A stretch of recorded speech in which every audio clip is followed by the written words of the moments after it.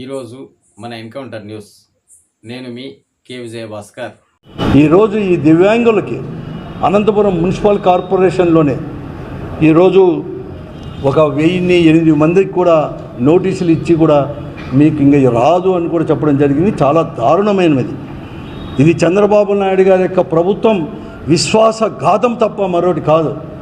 విశ్వాసఘాతకులు ఈరోజు పరిపాలకులందరూ కూడా మానవత్వం అనేది కూడా లేకుండా, మానవీయ కోణంలో ఆలోచన చేయకుండా గద్దెనెక్కుతానే ఈరోజు ఇంత పెద్ద ఎత్తున అన్యాయం చేసేది ఎక్కడ కానీ చూడలేకపోయింది. వీళ్ళు అనుకుంటున్నారేమో వీళ్ళు అసలుకు మాట్లాడలేరు, కదలలేరు, మెదలలేరు, పోరాటం చేయలేరు, ఏమీ చేత కాదు. ఈ ప్రభుత్వానికి కేవలం సంక్షేమాన్ని తగ్గించి ఆర్థిక భారం అనేది కూడా తగ్గించుకోవడమే ఒక పరమావధిగా పెట్టుకొని ఈరోజు కూడా ఈ ప్రభుత్వం, కూటమి ప్రభుత్వం కూడా ముందుకు పోతున్న చాలా దారుణం అని చెప్పేసి చెప్తున్నాను. చూస్తాను ఒక 3-4 రోజుల నుంచి కూడా నోటీసులు అందుకుంటూనే. నిన్న కలెక్టర్ ఆఫీస్ దగ్గర ఆత్మహత్య ప్రయత్నం చేసుకున్నారు.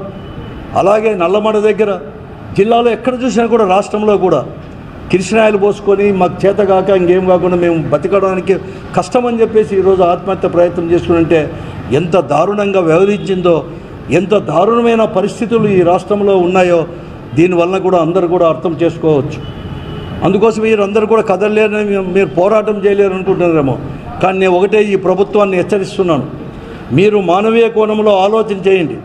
మీ మాట ప్రకారం ఇంకా కూడా అర్హులు అనేవారిని ఇంకా ఎక్కువ మందిని చేయాలి. కానీ అంటే 66,34,000ని 70 లక్షలో 20 లక్షలో చేయాల్సింది పోయి అర్హత సాధించిన వాళ్ళు పోయి మీరు ఈ విధంగా కూడా తీసేయడం అనేది కూడా చాలా దారుణం, విశ్వాసఘాతకులు.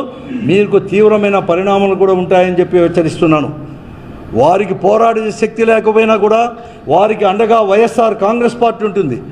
ఈ రాష్ట్రంలో మానవత్వం ఉన్న ప్రతి ఒక్కరు కూడా ప్రజలే వారికి అండగా కూడా నిలిచి పోరాటం చేయడానికి సిద్ధంగా ఉంటారని చెప్పేసి కూడా ఈ ప్రభుత్వాన్ని హెచ్చరిస్తున్నాం.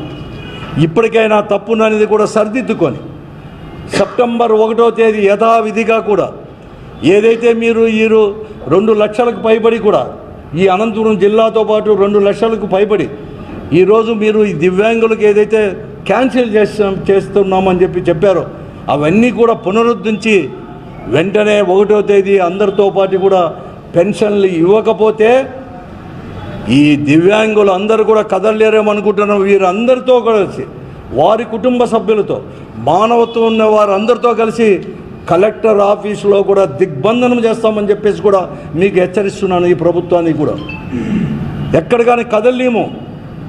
కలెక్టర్ ఆఫీస్ కూడా అటువంటి పరిస్థితి తెచ్చుకోవద్దని చెప్పి మానవత్వంతో కూడా వ్యవహరించమని చెప్పేసి ముఖ్యంగా చంద్రబాబు నాయుడు గారిని, పవన్ కళ్యాణ్ గారిని కోరుతా ఉన్నాను. ఇలాంటి తీవ్రమైన పరిణామాలు ఉంటాయి.